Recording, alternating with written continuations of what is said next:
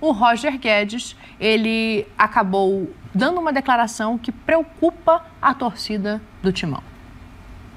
A gente está conversando, chegou propostas para o Duílio, como eu falei, sempre tem uma relação muito boa com ele. O que for melhor para nós dois, nós vamos resolver da melhor maneira possível, mas isso eu deixo nas mãos dos meus empresários para mim poder fazer o que eu fiz hoje dentro de campo. Mas sua opinião não vale? Você quer ficar? Você ficaria? Vale, lógico. A resposta é minha, lógico. Tem o clube também, eles têm que liberar. Se eu querer ir também, posso ir. Mas é tudo, a gente tem que escutar a família, empresários, clube. É uma situação que a gente tem que resolver todos juntos. Roger Guedes, que é dono de 60% do próprio passe, o Corinthians tem 40% e chega agora uma proposta do Qatar que dá um receio danado na torcida do Corinthians. Ele vem sendo o principal jogador do time, ainda que o Renato Augusto seja o Renato Augusto. Ele vem sendo um dos principais jogadores do futebol brasileiro. Sim. Então é mais do que isso, né? E a possibilidade dele sair, Marra, acho que desestrutura um pouco esse Corinthians. Não, depois de mais 3 pontos, depois de ter uma notícia dessa, é péssima para o Corinthians. Ele se tornou um líder do time em campo, um líder técnico no time em campo. Nos jogos em que ele esteve em campo, até de Sul-Americana, com a turma mais jovem, porque estava suspenso, você percebia que ele queria colaborar. Era até fora da posição, mas ele voltava, ajudava, amaciava no meio campo, dava o tempo da jogada. Assim, ele está muito envolvido. Esse tipo de notícia, e muito perto de fechamento de janela, né? Porque esse jogador, hoje, ele não tem substituto no Corinthians. E ainda com a proximidade de janela, determina a campanha. Aí tem um ponto, né? O Corinthians hoje, não é hoje, o Corinthians há alguns anos não tem jogador inegociável. Não tem. Sim. Tem, porque você olha para as planilhas, olha para as contas do clube, olha por como o clube tem sido administrado e você pensar bem, quantos jogadores já saíram pela primeira oferta que apareceu? No caso do Roger Guedes, quando é uma oferta que é para ele, acho que ele deve olhar os números ali e pensar, 26 anos, cara, talvez seja a grande chance da minha carreira de fazer um contrato desse. Mais uma, né? Posso só trazer os números para vocês continuarem o debate? A informação do Marco Belo é de que é uma proposta de salário de 4 milhões mês livres de qualquer imposto. E o Corinthians... De reais. São só de reais, não são de euros. São 4 milhões de reais por mês livres de impostos. E o Corinthians espera receber, se a negociação se concretizar, 50 milhões de dólares pelos 40% que detém. Ou seja, mas é esse salário mais o dinheiro que ele tem direito da própria transferência. É isso. Né? Nesses valores não tem negociação. Então, eu acho o seguinte, é um teste para a diretoria do Corinthians e um teste dificílimo, porque a diretoria do Palmeiras, até o momento, conseguiu segurar o Gustavo Gomes, que tinha uma proposta enorme, né? E o Corinthians tem uma capacidade de arrecadação, eu estou excluindo a situação financeira, todos os erros de gestão de muitos tempos, os acertos do Palmeiras, né? O quanto o Corinthians arrecada, por exemplo, da televisão, se comparado ao Palmeiras, o Corinthians arrecada mais. Sim. E o Palmeiras segurou um dos seus principais jogadores, não sei se vai segurar até o final da janela, mas por enquanto segurou o Gomes, que é um jogador difícil de ser substituído, impossível de ser substituído nesse momento. O Grêmio, que tem a capacidade de arrecadação muito menor, conseguiu negociar para o Suárez ficar até o final do ano. E nós estamos falando do Suárez para jogar num lugar onde ele tinha mais condições de cuidar do joelho, onde ele ia ganhar muito dinheiro, onde ele ia jogar com o Messi, onde ele ia jogar com os amigos, onde ele ia jogar num time que oferece para ele tudo o que ele precisa nesse momento da carreira, menos o tamanho do Grêmio, a paixão da torcida gremista, né? Eu não vou colocar em questão a paixão da torcida corintiana, porque ela é indiscutível, é enorme. A capacidade de arrecadação, eu já falei. Mas não dá para imaginar que o Roger Guedes vai simplesmente dizer não. Eu amo o clube e vou ficar. Tem que haver uma negociação, tem que fazer... alguma coisa tem que ser feita. Cara, fez uma conversão rápida aqui. Esse valor de salário dá 10 milhões de euros no ano. Não, é muito dinheiro, muito dinheiro. Então é óbvio que o Corinthians não vai poder pagar o que se paga ali.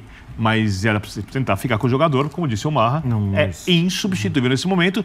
Mas, óbvio que a perspectiva de permanência, a não ser que ele tenha uma coisa pessoal, de querer ficar no clube, de querer morar no Brasil, alguma coisa assim, é óbvio que ela parece, eu não tenho informação, mas pelo que a gente ouviu aí, parece muito pequena.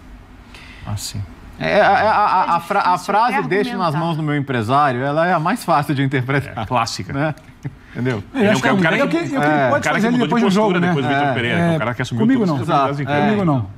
E também não é a primeira vez. Sim. E também esteve na conversa o Atlético, quando ele era artilheiro do Campeonato Brasileiro e foi para a China. Agora, eu vejo uma questão para o Luxemburgo, porque assim, a gente pode questionar o trabalho em determinados momentos, mas ele também não tem tido nenhuma sequência para solidificar as soluções que encontra.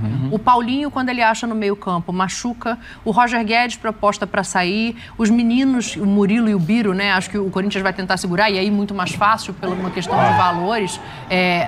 Também tem proposta, o Renato não joga sempre, o reforço que acabou de chegar também chega precisando dosar a quantidade de vezes que vai estar em campo. Então, é difícil você fazer a manutenção de bons resultados que o Corinthians vem conseguindo com todas essas dificuldades. Olha essa deixadinha, que loucura. Sim, o Renato joga demais. E aí, tá vendo? Um gol de um jogador que parecia ter perdido muito espaço e que foi furando a fila de novo. Está crescendo. Que está crescendo. Eu acho, Dani, com muita sinceridade, que ainda tem muita coisa distante da gente falar assim, tá bonito o Corinthians. Não, ainda tem muito problema que você percebe que é problema coletivo.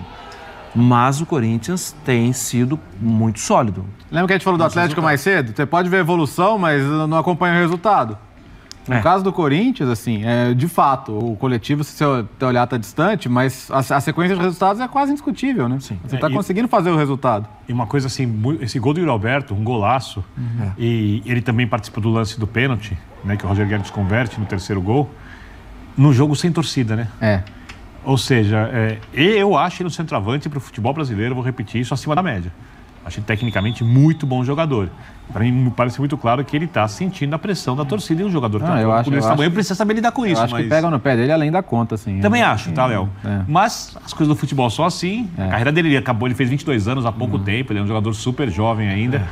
Eu fico me perguntando se é uma enorme coincidência que num jogo sem torcida, e a torcida, óbvio, que ajuda 1 milhão de vezes mais do que atrapalha, porque só ver os resultados do Corinthians na Arena, as viradas do Corinthians na Copa do Brasil, isso passa...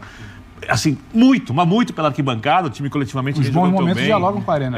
Mas eu fico me perguntando se coincidentemente, se foi coincidência ou não, que ele, justamente nesse jogo, ele tem uma participação essencial e faz um golaço que combina muito mais com o futebol dele do que com o que ele vem mostrando já há um bom tempo. Aí é uma questão, sim, que... para ele resolver, né? Claro, ele porque que o torcedor ele tem que conviver vai querer que ele vença do São Paulo e mantenha a vantagem de qualquer maneira, dia 16. Sim. É isso, né? Já tem mais informações aqui do Pedro envolvendo o Flamengo e o preparador físico do Sampaoli. O jogador foi agredido, a gente volta a tratar desse assunto porque tem novidades. Mas o Ramon Dias fala ali em tempo, Pedro Ivo. Um tempo que quando você olha o Vasco em 20º, com 9 pontos somados na tabela, é difícil de dar. Não, o tempo seria bom para ele evoluir. O time tem alguma coisa. Na partida da semana passada... deixa de ser um deserto de 10, apresenta alguma coisa, mas é muito vulnerável, o Atlético vence.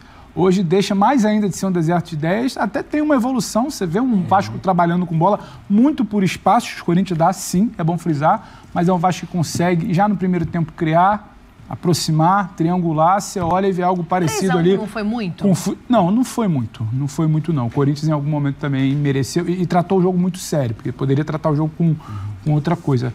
Agora, é muito pouco para quem precisa de resultado. O Vasco precisa de resultado e o Vasco não tem tempo. Talvez essa evolução paulatina, jogo a jogo, isso é um trabalho que está se iniciando. Só que trocando pneu com o carro andando, né? Só que é muito difícil, porque assim, o carro está muito complicado e essa troca ela é muito demorada. Você não tem como dialogar só com pequenas evoluções, você precisa dialogar com o resultado. Resultado, o Vasco não tem. E aí é um time que começou a entender algo com bola, mas sem bola ainda é muito vulnerável, a marcação ainda é muito frágil, o espaço de proteção à frente da área, ele, quase que convida o adversário a jogar, e aí você tem qualidade em muitos dos adversários que você vai encarar. Sim. Hoje é o Renato com o Maicon, pode ser o Roger, pode ser o adversário do outro time, pode ser o Vitor Roque na semana passada. Vai ter gente com qualidade para a brecha que você dá em frente de área, finalizar, maltratar. E aí, ainda o entra naquela espiral. É o tempo, é a pressão, deixa de ser só uma pequena evolução. São 7 reforços agora. E algumas ilusões vão acabando rápido, né? O Medel vai corrigir ali a marcação. Não vai, cara. Sabe? Você já percebe que é um jogador que hoje, a principal virtude dele já não...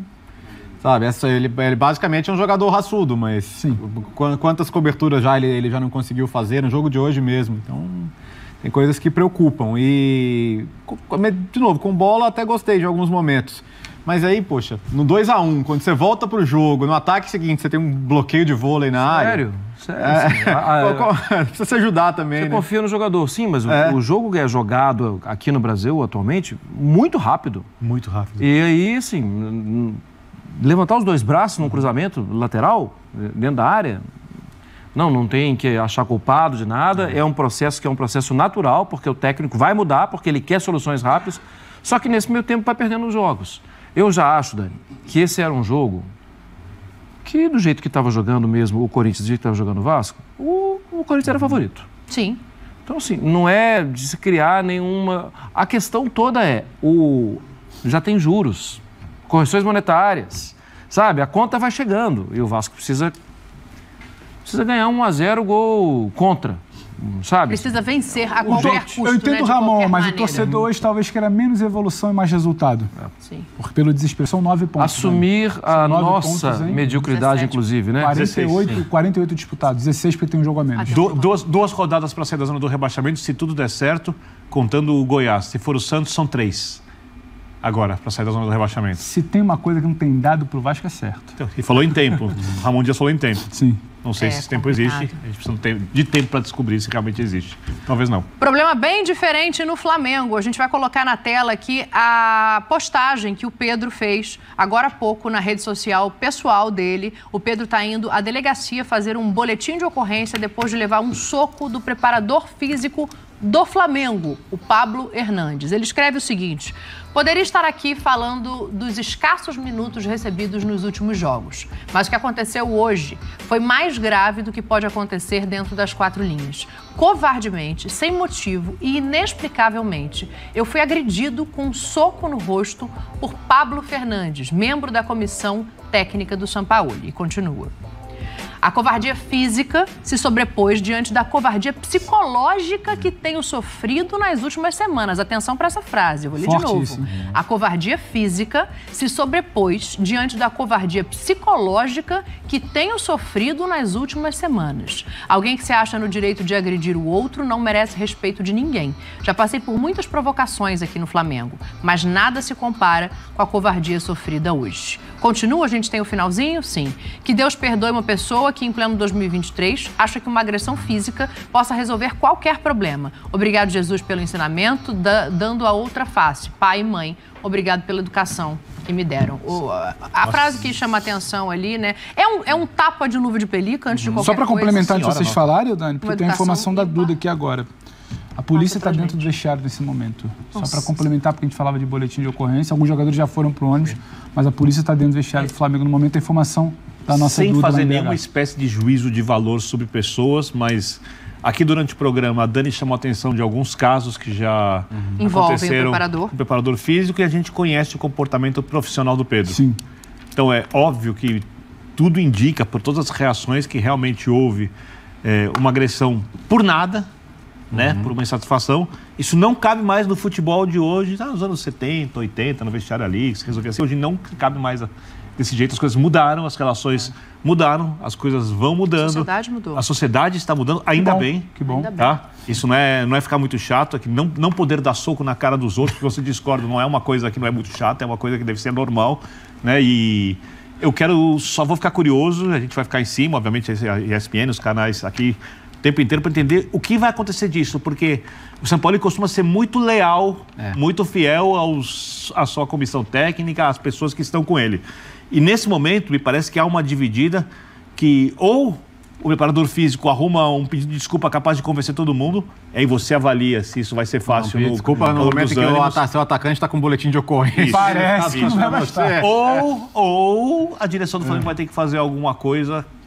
E eu não sei o que vai ser, a não ser que o Sampaoli abre mão do preparador físico e fala assim: o clube é mais importante, meu trabalho é mais importante. Rapaziada, chegou até aqui, não deixou o like ainda? Então, pessoal, esse é o momento. Fortalece aí, fortalece com like, se inscreve no canal e ativa o sininho.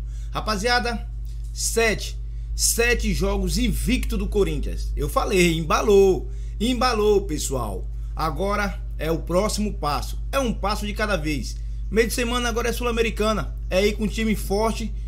Bota a parte da molecada e bota uns jogadores experientes para se classificar na Sul-Americana. Esse ano dá pro Corinthians, 2. 2 títulos dá para trazer, hein? Copa do Brasil e a Sul-Americana. Pessoal, o que você pensa? O que achou do jogo do Corinthians? Fala também a respeito da saída do Roger Guedes. Será que ele vai sair mesmo? Justamente agora que o Corinthians está ganhando uma casca, que o Corinthians está embalando? Será, pessoal? Comente, dá a sua opinião e fala, se você estivesse no lugar dele, com essa grana toda, você iria também? Comente aí, não esquece do like, beleza? Um forte abraço, pessoal, tamo junto e vai Corinthians!